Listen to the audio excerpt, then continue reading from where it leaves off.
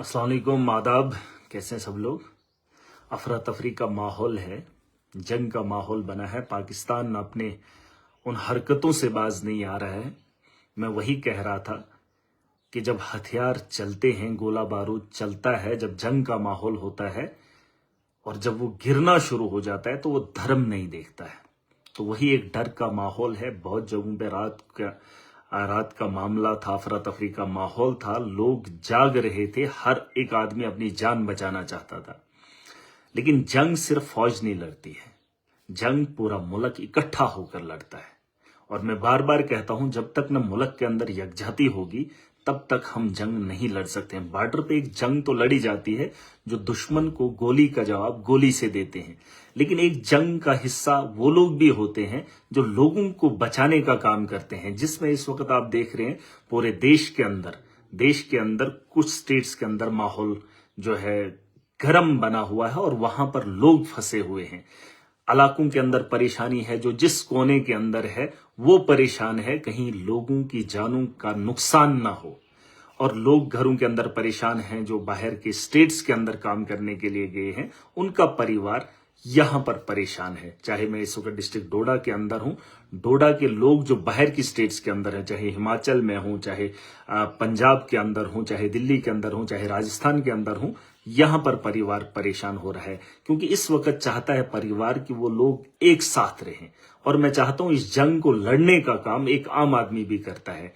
अभी का वक्त जो है वो ड्राइवर हजरात का है, जो गाड़ियां चलाने का काम करते हैं। मैं चाहता हूं वो ओवर चार्जेस ना करें, जो जायज है वो पैसा लें और ढोने का काम करें, लोगों को उनकी मंजिल तक पहुंचाने का काम करें। इस वक्त बस स्टैंड्स के अंदर लोग पहुंच रहे हैं, अब उनको लोगों को उनके घरों तक पहुंचाना, उनकी मंजिलों तक पहुंचाना, ये भी एक जंग का हिस्सा रहता है। जंग ऐसे नहीं लड़ी जाती कि आप कहेंगे कि हथियारों से लड़ी जाती है। जंग उसे भी कहा जाता है जहां लोगों की हिफाजत करने का एक अहम रोल अदा इस वक्त जो है ट्रांसपोर्ट कर रहा है। और मैं ट्रांसपोर्ट के उन लोगों से गुजारिश करना चाहूंगा, ये वक्त आपको भी इस मुल्क को कुछ बेहतर देने का है, लोगों की जानों को बचाने का, और बहुत सारे लोग जो परेशान हैं उनकी परेशानियों को खत्म करने का वक्त है। और मैं चाहता हूं कि इसमें आप एक अहम रोल अदा करेंगे। इस वक्त एडवाइजरी एक जारी हुई है, बहुत जगहों से मैं देख रहा हूं, पंजाब से फोन कॉल्स आ रहे हैं, पंजाब के अंदर स्टूडेंट्स हैं, रोजगार के लिए जो मजदूर तबका गया है हिमाचल के अंदर, वो भी परेशान है। और सबसे बड़ी बात, अब देखिए वक्त का पता नहीं है कि किस वक्त किन हालात से हमें गुजरना पड़ेगा। मैं चाहता हूं कि शांति बनाए रखें, एक दूसरे का साथ दें। अपने मुल्क को बचाने के लिए अपने लोगों को बचाना है। जो जिस जगह पे है, जो उसकी जरूरत है, हमें उसकी जरूरत को पूरा करना है। और जंग का यही एक तरीका रहता है। कोई ये कहे कि फौज लड़ रही है, नहीं, फौज के अलावा अपने मुल्क के अंदर जिन लोगों को जो जरूरियात हैं, वो दूसरे लोग जो है उनकी जरूरियात को पूरा करने में अगर करेंगे तो वो भी जंग के हिस्सेदार हो जाते हैं। और जंगें इकट्ठा होकर लड़ी जाती हैं। हमारा मुकाबला इस वक्त दुश्मन के साथ है। मैं कल भी कह रहा था कि पाकिस्तान हमारा दुश्मन है, क्योंकि वो जो बारूद बरसा रहा है या बरसाएगा, या जब जंग का माहौल बनेगा तो वो ये नहीं देखेगा ये लोग कौन है। मैं वही कह रहा हूं, वो दुश्मन है और हमें दुश्मन को रोकने के लिए इस वक्त इकट्ठा होना पड़ेगा। मेरी सब लोगों से गुजारिश है कि इस वक्त इस मुश्किल हालात में सबको साथ देना होगा। और अगर आप लोग साथ नहीं देंगे तो जंग के माहौल के बारे में आप कुछ भी नहीं समझते। हर एक आदमी का फर्ज है। जैसे आप देखेंगे मेडिकल में, जहां पर हमारे हॉस्पिटल है, वहां पर तैनात रहना बहुत जरूरी है। जो ड्राइवर हैं उनका तैनात रहना, उनका चलना सड़कों पे बहुत जरूरी है। पुलिस का एक अपना रोल है, ट्रैफिक का अपना एक रोल है, और अहम रोल है। सबके अपने अपने रोल हैं। अगर हम सब ईमानदारी के साथ निभा के, अगर आज के इस जंग के माहौल में भी हम लूट और खसूट करेंगे तो हमसे बड़ा जलील और ख्वार कोई नहीं होगा। आज जहां लोग परेशान हैं वहां पे भी हम कमाने की कोशिश करेंगे, तो ये तरीका हमें अच्छा नहीं लगा। अरे जो लोग बाहर हैं वो परेशान हैं।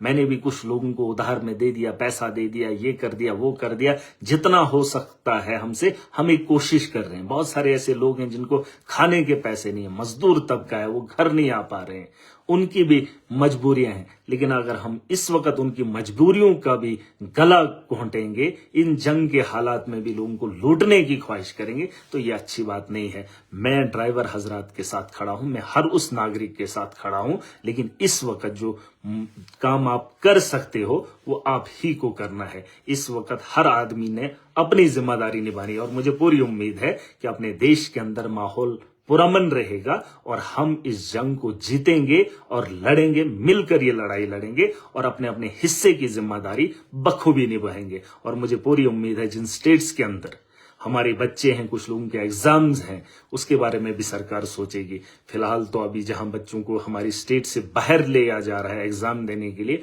हम यहां पर भी वो एग्जाम ले सकते थे। एग्जाम के बारे में बाद में सोचेंगे। फिलहाल सेफ्टी बहुत जरूरी है और सेफ्टी के लिए हम सबको इकट्ठा होकर इसके बारे में सोचना होगा। और मैं सरकार से गुजारिश करना चाहूंगा, जम्मू के बस स्टैंड में जो लोग हमारे हैं, जो वहां पर उथल पुथल हो रही है, दूर दराज इलाकों से लोग आ रहे हैं, कुछ बाहर की स्टेट से आ रहे हैं, मैं चाहता हूं कि उनको वहां से निकालने के लिए सरकार जिम्मेदारी उठाए और ट्रांसपोर्ट का इंतजाम करे और ड्राइवर को भी तंग ना किया जाए। ड्राइवर हजरात जो गाड़ियां चला रहे हैं उनको भी तंग ना किया जाए, उनको भी चलने दिया जाए। इस वक्त ओवरलोड मत देखिए, क्योंकि ओवरलोड इसलिए नहीं है कि आप बोलेंगे ओवरलोड क्यों है।